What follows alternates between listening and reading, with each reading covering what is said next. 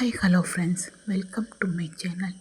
This video is sponsored by BuyMode shopping app.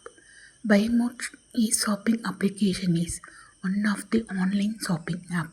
Now you can download Google Play Store and App Store. நீங்கள் SBI பேங்கோட mobile banking அப்ளிகேஷனான YONO SBI application வந்து registration பண்ணிக்கணும். So இதுவரைக்கும் நீங்கள் YONO SBI application வந்து registration பண்ணலை அப்படின்னா ஆல்ரெடி நம்ம சேனலில் எப்படி வந்து யோனோ எஸ்பி அப்ளிகேஷன் ரெஜிஸ்ட்ரேஷன் பண்ணுறது அப்படிங்கிறதுக்கு ஆல்ரெடி நம்ம சேனலில் வீடியோ போட்டிருக்கோம். ஸோ அந்த வீடியோ வந்து இந்த வீடியோட டிஸ்கிரிப்ஷனில் கொடுக்குறேன். இதுவரைக்கும் நீங்கள் ரெஜிஸ்ட்ரேஷன் பண்ணலை அப்படின்னா அந்த வீடியோ பார்த்து முதல்ல உங்களோட யோனோ எஸ்பி அப்ளிகேஷன் ரெஜிஸ்ட்ரேஷன் பண்ணிக்கோங்க. ரெஜிஸ்ட்ரேஷன் பண்ணிவிட்டு நீங்கள் ஓப்பன் பண்ணால் ஃப்ரண்ட் பேஜ் இந்த மாதிரி தான் இருக்கும். ஸோ இதில் பார்த்தீங்கன்னா உங்களுக்கு கார்ட்ஸ் அப்படிங்கிற மாதிரி ஒரு ஆப்ஷன் இருக்கும். அந்த கார்ட்ஸ் ஆப்ஷனை வந்து கிளிக் பண்ணிக்கோங்க. நீங்கள் அந்த கார்ட்ஸ் ஆப்ஷனை கிளிக் பண்ணதும் அடுத்த பேஜில் பார்த்தீங்கன்னா ஃபர்ஸ்ட்லேயே பார்த்தீங்கன்னா மை டெபிட் கார்டு அப்படிங்கிற மாதிரி ஒரு ஆப்ஷன் இருக்கும். அந்த மை டெபிட் கார்ட்ஸ் அப்படிங்கிற அந்த ஆப்ஷனை வந்து கிளிக் பண்ணிக்கோங்க. நீங்கள் அந்த ஆப்ஷனை கிளிக் பண்ணதுமே அடுத்த பேஜில் பார்த்தீங்கன்னா உங்களோட அக்கௌண்ட்டில் கரண்டாக என்ன பேலன்ஸ் இருக்குது அப்படிங்கிறது இருக்கும். அதுக்கு கீழே பார்த்தீங்கன்னா உங்கள் அக்கௌண்ட்டில் லிங்க்கில் என்ன ஏடிஎம் கார்டெலாம் இருக்குது அப்படிங்கிறது வந்து காட்டும். ஸோ இப்போ பார்த்தீங்கன்னா எனக்கு ஒரு கார்டு தான் வந்து லிங்க்கில் இருக்குது. இது வந்து புதுசாக வந்த கார்டு தான்.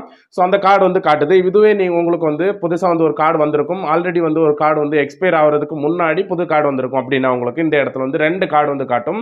ஸோ இதில் வந்து எந்த கார்டு அப்படிங்கிறது வந்து கரெக்டாக பார்த்துக்கோங்க உங்கள் கையில் இருக்க கார்டு அப்படின்ட்டு. நீங்கள் புதுசாக நீங்கள் அப்ளை பண்ணீங்க அப்படின்னா வந்து உங்களுக்கு ஒரு கார்டு தான் காட்டும். உங்களுக்கு கார்டு வந்தது இல்லை உங்களுக்கு அவங்களே அனுப்பி வச்சாங்க, உங்களுக்கு ஏற்கனவே இருக்க கார்டு எக்ஸ்பைரி ஆகலை அப்படின்னா அந்த கார்டு எக்ஸ்பைரி ஆகிறது வரைக்கும் உங்களுக்கு இதில் 2 கார்டு வந்து காட்டும்.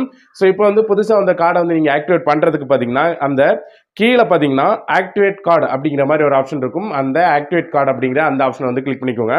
அந்த ஆப்ஷனை கிளிக் பண்ணதும் அடுத்த பேஜில் பார்த்தீங்கன்னா இந்த மாதிரி ஒரு பாப் மெசேஜ் வந்து கேட்கும். அதாவது பார்த்தீங்கன்னா did you receive the debit card அப்படின்னு காட்டும். உங்களுக்கு நீங்கள் டெபிட் கார்டை வந்து ரிசீவ் பண்ணிட்டீங்களா அப்படிங்கிறது வந்து கேட்கும்.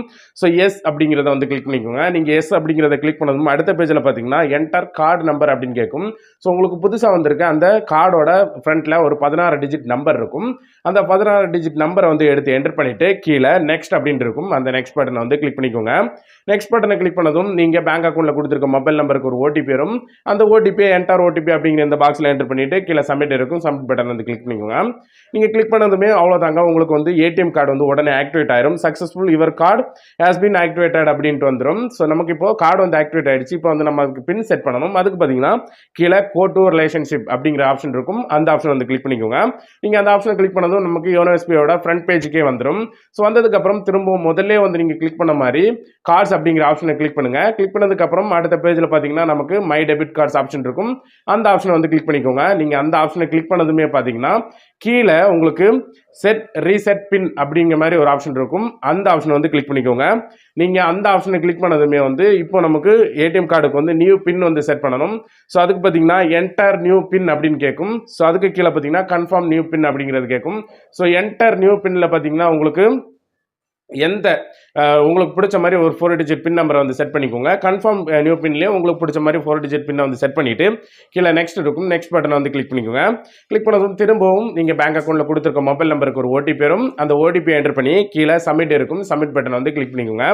சப்மிட் பட்டனை கிளிக் பண்ணதும் அவ்வளோதாங்க, நமக்கு successful your ATM card pin has been successfully generated அப்படின்ட்டு வந்துடும். இப்போ நம்ம வந்து முதல்ல வந்து ஏடிஎம் கார்டு ஆக்டிவேட் பண்ணோம். அதுக்கப்புறம் வந்து அதுக்கான பின் நம்பரை வந்து செட் பண்ணிக்கிட்டோம். ஸோ இந்த மாதிரி சிம்பிளாக வித்தின் 1 மினிட்ஸ்லேயே வந்து உங்களுக்கு உங்களோட நியூ ஏடிஎம் கார்டுக்கு வந்து ஆக்டிவேட் பண்ணி பின் வந்து செட் பண்ணிக்கலாம். ஸோ ரீசெண்டாக தான் இந்த ஆப்ஷன் வந்து கொண்டு வந்தாங்க. ஸோ இந்த வீடியோவில் தெளிவாக வந்து எப்படி வந்து உங்களோட நியூ ஏடிஎம் கார்டுக்கு ஆக்டிவேட் பண்ணி பின் செட் பண்ணுறது அப்படிங்கிறத பார்த்தோம். இதில் வேறு ஏதாவது டவுட் இருந்தால் கீழே கமெண்ட் செக்ஷனில் கேளுங்க. இந்த வீடியோ பிடிச்சிருந்தா